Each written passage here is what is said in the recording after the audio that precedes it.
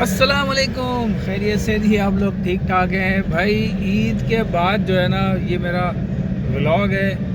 और इससे पहले मैं रमज़ानों में शायद 3-4 व्लॉग डाल चुका हूँ, ज़्यादा नहीं डाल सका भाई। रमज़ानों में ज़रा मुश्किल हो जाता है यार, आपको पता है कि बंदा जो है वो नमाज रोज़ा तरावी के साथ में जॉब भी चल रही है, तो बहुत मुश्किल हो जाता है।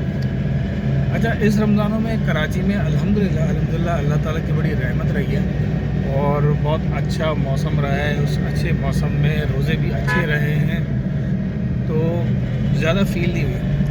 आखिर के जो रोज़े थे 3-4 थोड़े से गर्मी पड़नी शुरू हुई, लेकिन फिर भी बारिश शुरू हो गई।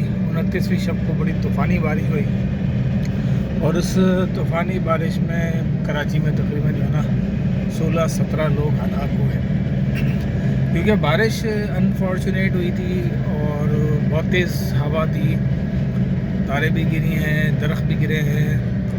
तो अमूमन कराची में इस तरह से होता है कि करंट वगैरह लगने से जो है ना बहुत ज़्यादा हो जाती है। तो भाई ईद के बाद जो है वो हम निकले जी ऑफिस से फिर घर। तो आज का जो प्लान है वो है थोड़ा सा, आज घर में कुछ मेहमान वगैरह आ रहे हैं। तो आपको पता है मेरा ये फैमिली ब्लॉग तो है नहीं, फैमिली में दिखाता नहीं।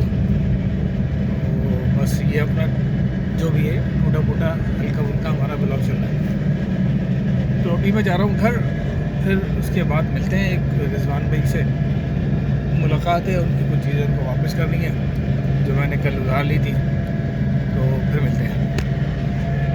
अच्छा, ये देखें, ये इस वक्त तकरीबन 11 साढ़े 11 बज रहे हैं और ये दुकानें बंद पड़ी हुई हैं। ये देख रहे हैं हम, हमारे यहाँ जो कारोबार होता है ना वो शुरू ही 2 बजे के बाद होता है। अजीब मामलात हैं हमारे, इसीलिए तो बरकतें नहीं होती यार।